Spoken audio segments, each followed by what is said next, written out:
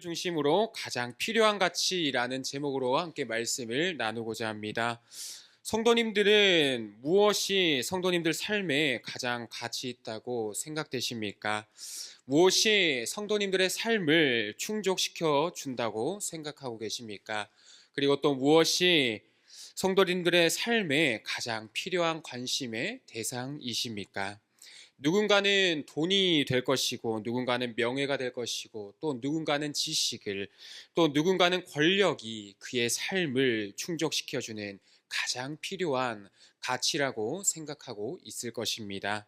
오늘 본문에서도 그와 같은 얘기를 우리에게 전해주고 있습니다. 특별히 우리가 읽은 성경은 수많은 책들로 이루어져 있는데, 그 가운데 오늘 우리가 함께 묵상하고자 하는 로마서는 성도님들이 잘 아시는 것처럼 사도 바울이 예루살렘으로 가기 전 고린도에 머무는 동안 로마의 교회 성도들에게 쓴 편지입니다. 성경에는 로마서 외에도 수많은 책이 있고 어느 하나 빠짐없이 우리에게 중요합니다만, 오늘 우리가 묵상하고자 하는 로마서의 경우 예수 그리스도를 믿음으로 말미암아 하나님의 백성된 자들에게 대단히 중요한 의미를 지니고 있습니다. 그래서인지 루터와 같은 종교개혁자들도 인생의 터닝 포인트로 삼을 만큼 아주 강력한 영향력을 준 성경이 바로 로마서였으며, 그 외에도 수많은 사람이 로마서의 말씀을 통하여서 그 말씀을 읽고 묵상하는 가운데에 삶이 변화되었다는 사실을 듣고 보았던 것 같습니다. 그 가운데 오늘 함께 살펴볼 로마서 1장 16절에서 17절까지의 말씀은 로마서 전체의 주제라고도 할 수 있는데, 즉 바울이 로마서를 통해 말하고자 했던 그 핵심이 간결하게 담겨 있다는 것입니다. 그것이 무엇일까요? 우리가 읽은 바와 같이 바로 복음이라는 것임을 우리는 알 수 있습니다. 그렇다면 바울은 이 복음이 과연 무엇이기에 이토록 그의 삶에 가장 필요한 가치로 삼았으며 그것을 로마 교회에 전해주고 싶어 했었을까요?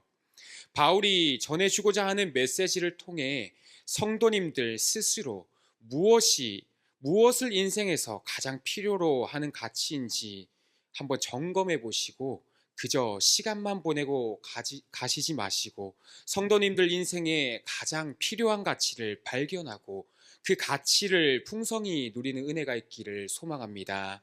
이 시간 우리 함께 16절 말씀 읽도록 하겠습니다. 16절입니다. 함께 읽겠습니다. 시작. 내가 복음을 부끄러워하지 아니하노니 이 복음은 모든 믿는 자에게 구원을 주시는 하나님의 능력이 됨이라. 먼저는 유대인에게요 그리고 헬라인에게로다. 아멘. 바울이 복음을 그의 삶에 가장 필요로 한 가치로 삼은 첫 번째 이유는 복음이 바로 구원을 주시는 하나님의 능력이 되기 때문이라는 것입니다. 복음은 하나님의 능력이고 부끄럽지 않은 것이라고 사도 바울은 고백하고 있습니다. 달리 말하면 복음은 가장 자랑할 만한 곳이다 라고 말하고 있는 것입니다. 그렇다면 그 복음이 무엇이며 과연 자랑할 만한 것인지 한번 보도록 하겠습니다. 일반적으로 세상에서 이해하는 복음이라 하면 어떻습니까? 이스라엘 나라 가운데 어떤 한 사람이 있었는데 그의 이름이 예수이고 그가 남의 죄를 대신 용서해 준다고 말하고 병든 자를 고치고 죽은 자를 살리고 보리떡 5개와 물고기 2마리로 남자만 5,000명, 여자와 아이를 포함한 수는 10,000명이 넘을 것인데 그러한 것들을 먹였다는 등 그러한 소문이 났는데, 그것을 보기 싫었던 같은 동족들이 그를 붙잡아 재판에 넘겨서 결국 로마에 의해 가장 잔혹한 형이라고 불리는 십자가형을 받아 죽은 자를 신이라며 믿고 따른다고 여기고 있다는 것입니다. 나아가 대부분의 성경에 기록된 것을 보면 예수를 따르기 위해 복음을 듣기 위해 찾아온 사람들도 대다수가 누구였습니까? 가난한 자, 병든 자, 고아와 과부, 여자와 아이 등 세상으로부터 전혀 환영받지 못하고 사람 취급받지 못했던 그러한 소외계층, 소위 실패했다고 말하는 자들이 그를 찾아오는 줄을 이루고 있었다는 것입니다. 이러한 현실을 볼 때 결국 예수를 믿는다는 것은 보기에 부끄러운 사람들이 모이는 집단, 어리석은 자들이 모이는 집단으로 보이는 것이 오늘날 세상 사람들의 전부라는 것입니다. 그렇다면 복음에 대해 어떤 기대감을 가질 수가 있겠습니까? 당시 상황을 보면 로마는 전 세계를 제패하고 있었습니다. 정치, 경제, 문화, 군사, 교육 등 모든 방면에서 로마는 중심지였을 뿐만 아니라 전 세계를 잇는 교통의 중심지였고, 특별히 로마의 황제를 신으로 추앙하여 섬기는 분위기에 있었습니다. 그렇다면 이 가운데 살아남기 위해서는 무엇을 해야 할까요? 로마가 정해놓은 법에 순종하며 황제를 주님으로 섬긴다면 죽을 것 같은 목숨도 유지하며 살아갈 수가 있겠지만, 그것을 거절할 시 어떻게 되는 것입니까? 그 땅에서 발붙일 공간조차 내어주지 않는 추방과 혐오라는 죽음의 현실을 맛보게 될 뿐입니다. 이러한 것을 볼 때 오히려 세계를 정복한 로마 황제를 믿고 따르는 것이 인생의 복음, 복된 소식으로 느껴지지 않겠습니까? 그에 비해 예수님이 전한 복음은 무엇이었습니까? 적어도 세상이 말하는 복음은 이 땅에서 현실적으로 내가 당장 오늘에 먹고 사는 문제, 입는 문제, 사는 문제 등에 조금이라도 도움될 것처럼 보이지만, 예수님의 복음은 눈앞에 아무것도 보이지 않았다는 것입니다. 그렇다면 내 삶에 아무런 영향력을 주지 못하는 것처럼 보이는 예수라는 자가 전한 그 복음, 부끄러워하지 않을 이유가 어디 있겠습니까? 그러나 바울은 그 예수님이 전한 복음을 부끄러워하지 않았다라고 오늘 본문을 통해 고백하고 있다는 것입니다. 왜냐하면 이 복음이 모든 믿는 자에게 구원을 주시는 하나님의 능력이 되기 때문이라는 것입니다. 이 말은 곧 그가 살아갈 힘과 그의 원천이, 바울이라는 그의 정체성이 바로 복음이라는 것과도 같다는 것입니다. 그렇다면 바울이 받아들인 이 복음이 주는 것은 무엇일까요? 앞서 말한 것처럼 우리가 먹고 사는 문제에 대해 어떠한 도움도 주지 않는 것처럼 보이지만, 적어도 바울이 믿는 복음, 그 예수님의 복음은 영원한 운명을 바꿀 수 있는 능력이 있다는 것입니다. 이것을 달리 말하면 우리는 구원이라고 말합니다. 구원이 무엇입니까? 일반적인 용어로 해석하면은 어떤 어려움이나 위험에 빠진 사람을 구해내는 것을 구원이라고 합니다. 그렇다면 복음을 놓고 생각해 볼 때에 구원이란 과연 어떤 것일까요? 자유함을 얻는 것입니다. 그렇다면 무엇으로부터 자유함을 얻는 것입니까? 먼저는 죽음으로부터의 자유함을 얻는 것이고, 다른 하나는 죄로부터의 자유함을 얻는 것입니다. 이 땅에 태어나는 모든 사람에게 죽음이 찾아오는 것은 당연한 것이고 정해진 것입니다. 그러나 복음은 그것을 바꿀 능력이 그 속에 있다는 것입니다. 즉, 영원한 죽음이라는 것을 영원한 생명으로 바꾸는 구원의 능력을 복음이 가지고 있다는 것입니다. 아무리 똑똑하고 돈이 많고 명예와 권력을 쥐었어도 그의 인생에 영원한 죽음이 있다면 이것보다 더 불행한 삶이 어디 있겠습니까? 인간에게 이보다 더 중요한 일은 결코 없을 것입니다. 그런데 이 복음은 영원한 생명을 주는 구원의 능력이 있다는 것입니다. 또한 이 복음은 죄로부터 자유를 얻게 하는 구원의 능력이 있습니다.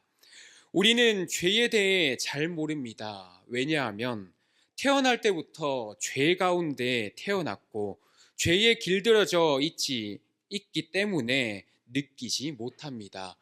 시편 51편 5절의 시인의 고백처럼 내가 죄악 중에서 출생하였으며 어머니가 죄 중에서 나를 잉태하였나이다. 아멘. 태어날 때부터 우리는 죄 가운데 태어났고 죄를 알지 못합니다. 그런데 내가 무슨 죄를 저질렀다고 죄인이냐고 생각하는 분들도 분명 있을 것입니다. 우리는 범죄를 저질러야만 죄인이 된다고 생각하는 경향이 있습니다. 하지만 성경은 반대로 말합니다. 죄인이기 때문에 죄를 지을 수밖에 없다라고 우리에게 말하고 있는 것이죠. 즉 쉽게 말하면 감옥에 있는 사람은 죄가 드러났기 때문에 감옥에 간 것이고 우리는 아직 죄가 사람에게 드러나지 않은 죄인일 뿐이라는 것입니다. 내가 죄인인지 아닌지 그러면 어떻게 알 수 있을까요? 성경을 보면 알 수 있습니다. 만일 죄인이 아니라고 생각한다면 성경의 일부에 기록된 것처럼 이러한 죄들이 이 자리에 계신 성도님들에게 없어야만 합니다. 불의와 탐욕과 시기와 분쟁과 사기와 악독과 수군거림 등 성도님들은 이러한 것들로부터 자유하고 계십니까? 그러나 그 누구도 이러한 죄악들 가운데 자유할 사람이 단 한 사람도 없다는 것입니다. 모든 사람의 내면에 기본적으로 녹아져 있는데 이러한 것들이 우리를 자유롭지 못하게 쇠사슬처럼 우리의 발목을 붙잡고 있다는 것입니다. 하지만 예수님의 복음은 이 죄라는 쇠사슬을 우리로부터 끊어주고 더 이상 우리도 그 죄의 종노릇하지 못하도록 자유함을 주고 올바른 목적으로 살아갈 수 있도록 구원의 능력이 되어 주신다는 것입니다. 즉 예수 그리스도께서 죄인인 우리의 죄를 대신 지시고 구속하심으로 말미암아 우리가 의롭다 칭함을 얻게 되는 것이 바로 우리에게 복음이라는 것입니다. 하지만 오늘의 현실은 어떻습니까? 이 복음이 죽음으로부터 죄로부터 구원함을 얻게 하는 능력이 있다는 사실을 믿고 있는 그리스도인들조차 어떻게 생각하고 있느냐라는 것입니다. 이 복음의 능력의 복음이라는 것이 직접 담대히 전할 수 있을 만큼 내게 능력이 되지 못하기 때문에 복음에 대한 이해가 부족하기 때문에 우리는 그 복음을 전하고 있지 못하고 있다는 것입니다. 이러한 사실을 놓고 우리 스스로에게 한번 질문해 보아야 할 것은 나는 오늘을 살아가는 힘을 어디에 두고 있느냐라는 질문입니다. 여기서 나는 누구입니까? 세상 사람들 가운데 한 사람입니까? 아니면 하나님의 은혜로 말미암아 구원받은 백성입니까? 적어도 이 자리에까지 나온 분들이라고 한다면 후자일 것이라고 생각됩니다. 그렇게 볼 때 저와 성도님들이 살아가는 힘, 그 정체성이 어디에 있냐는 것입니다. 여전히 세상에서 찾고 있다면 그 인생은 세상과 다르지 않다는 것입니다. 그리스도인에게 믿음이란 하나님의 말씀에 대한 믿음입니다. 복음이 구원을 주시는 하나님의 능력이라는 말씀을 믿지 못한다면 부끄러워하면서 세상에 대해 어떻게 영향을 끼칠 수 있으며 그 악한 세상을 복음으로 변화시켜 나갈 수 있겠습니까? 성경을 믿지 못하는 사람은 그저 자신의 생각과 감정을 믿는 것에 불과할 뿐입니다.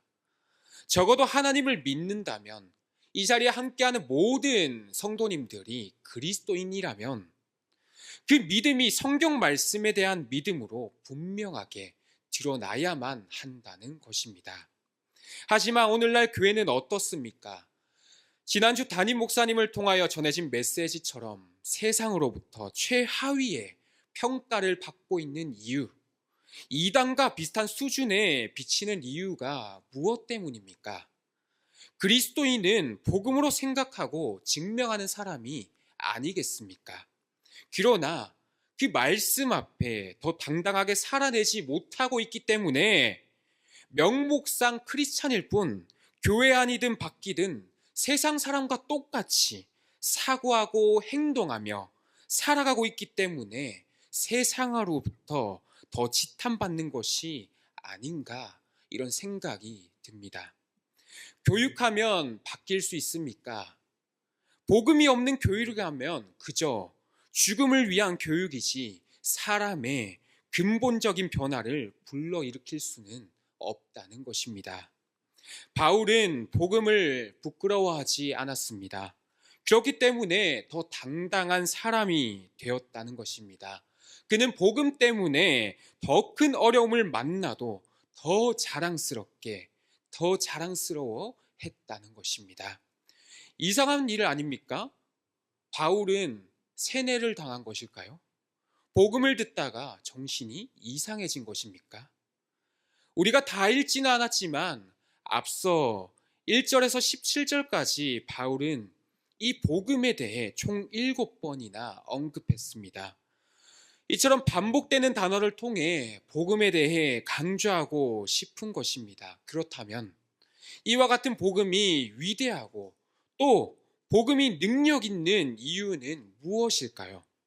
예수님께서 친히 우리 죄를 대신 해결하시기 위하여 십자가에 달려 죽으셨고, 죽으셨을 뿐만 아니라 그것으로 끝난 것이 아니라 사망을 이기시고 부활하셔서 잠자는 자들의 첫 열매로서 영생의 길을 열어 주셨기 때문이라는 것입니다.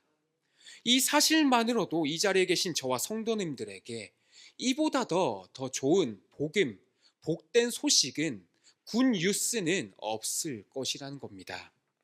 나아가 이 복음은 머물러 있는 것이 아니라 유대인이 아닌 이방인에게도 동일하게, 또 인종과 사회적 지위, 문화의 차별 없이 흐르는데, 그것을 믿기만 한다면 모든 사람에게 주어지는 능력이 된다는 것입니다.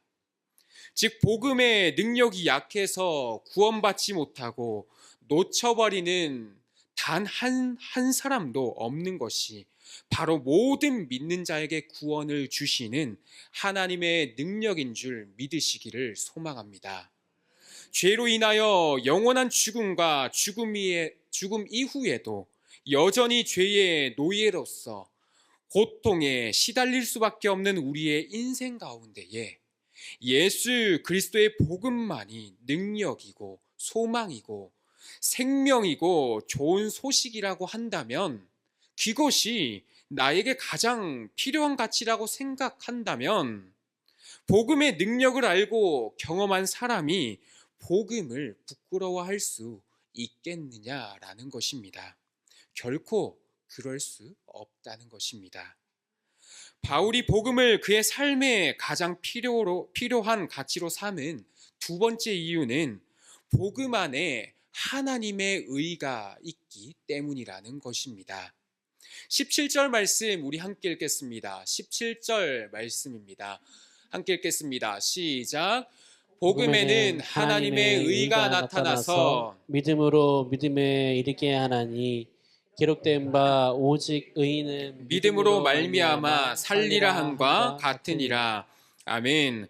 첫 번째 이유와 연계해 볼 때 복음이 능력 있고 복음이 좋은 소식이 될 수 있고 죄로부터 자유함을 얻고 죽음에서 벗어나 영원한 생명을 줄 수 있는 능력이 되는 이유는 그 속에 하나님의 의가 들어있기 때문이라는 것입니다. 즉 복음 안에 구원의 능력이 있고 그 구원이 하나님의 의에 이르도록 만든다는 것입니다. 이 모든 것이 우리의 의가 아닙니다. 17절에 기록된 것처럼 하나님의 의라는 것입니다. 나의 선행과 어떠한 공로와 노력과 여러분이 가진 부와 또 명예와 권력, 이러한 것들로는 결코 이룰 수가 없다는 것입니다. 오직 이 모든 것은 무엇으로 되는 것입니까? 믿음으로 되는 것입니다. 무엇을 믿음으로 것입니까? 예수님의 대속으로 말미암는 그 의만이 이 자리에 계신 저와 성도님들을 구원할 수 있다는 사실을 믿으시기를 소망합니다.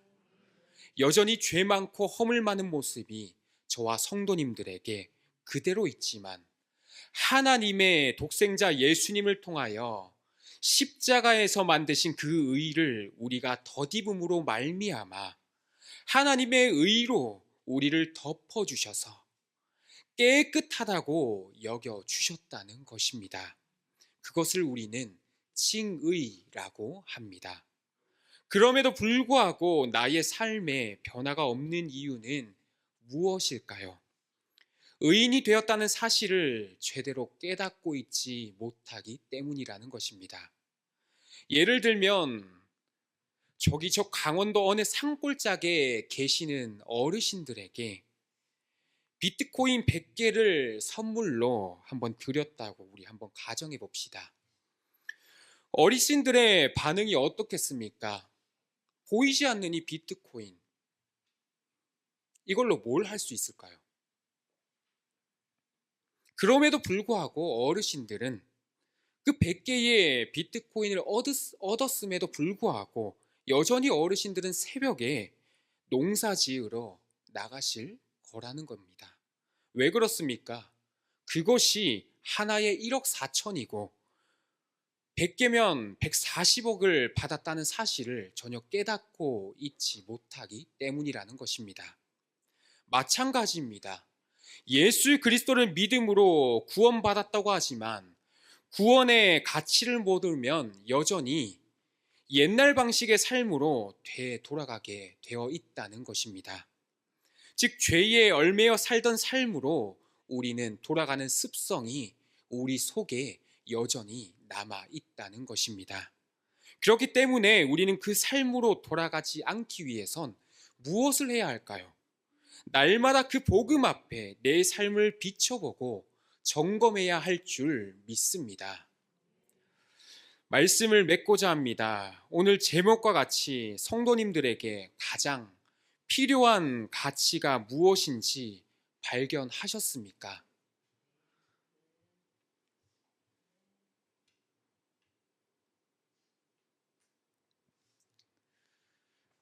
그것은 바로 하나님의 넘치는 사랑과 은혜로 예수님을 이 땅에 보내셨고 예수 그리스도 안에 있는 그 복음의 능력이라는 것입니다.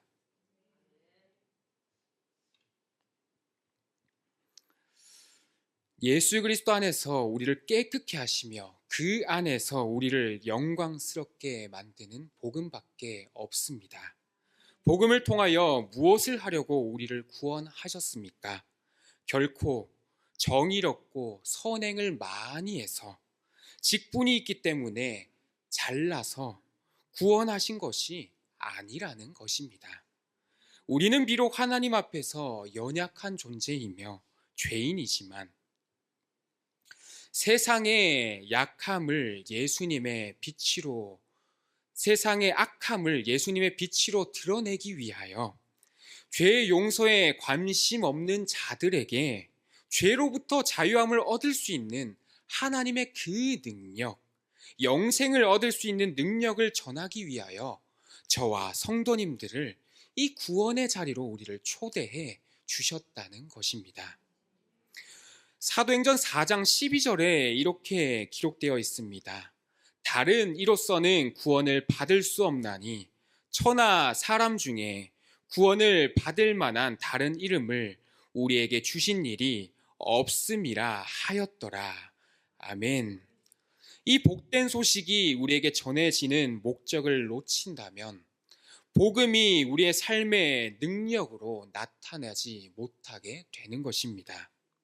단순히 나 하나 구원하시고자 주신 것이 아니라는 것입니다. 우리는 날마다 이 위대한 복음을 선포해야 할 줄 믿습니다. 선교적 삶이라고 해서 꼭 외국에 나가야만 하는 것일까요? 우리는 얼마든지 가정에서, 일터에서 나를 구원해준 복음의 가치, 예수님을 숨김없이 드러낼 수 있다는 것입니다. 내가 만난 최고의 가치가 예수님이라는 사실을 부끄러움 없이 선포할 수 있다는 것입니다. 바울은 얼마나 당당했는가 하면 돌에 맞으면서도, 쫓겨다니면서도, 매를 맞으면서도, 감옥에 갇혔을 때에도, 그 죽음 앞에 놓였을 때에도 그는 복음으로 인하여 어려움을 겪으면서도 더 많이 자랑하고 더 많이 선포했다는 것입니다. 왜 복음을 부끄러워하지 않았습니까? 복음이 바로 모든 믿는 자에게 구원을 주시는 하나님의 능력이 되어 주었기 때문입니다. 예수님께서 우리 죄를 대신 해결하시고자 이 땅에 오셔서 친히 죽으시고 부활하신 이 사건이 바로 우리에게 최고의 복된 소식이고 하나님의 능력인 줄 믿습니다. 여러분들에게 이 확실한 가치가 있다면, 그 예수의 가치가 있다면 그 가치를 알고 자랑하는 것이야말로 가장 그리스도인다운 삶이 아니겠습니까? 오늘 이 믿음을 말씀을 통하여 다시 한번 확인하시고 그 가치, 그 능력을 깨달으시고 부끄러워하지 아니하고 자랑하는 바울과 같이 믿음에서 출발하여 복음의 능력으로 담대히 이 세상 속을 나아갈 수 있기를 간절히 소망합니다.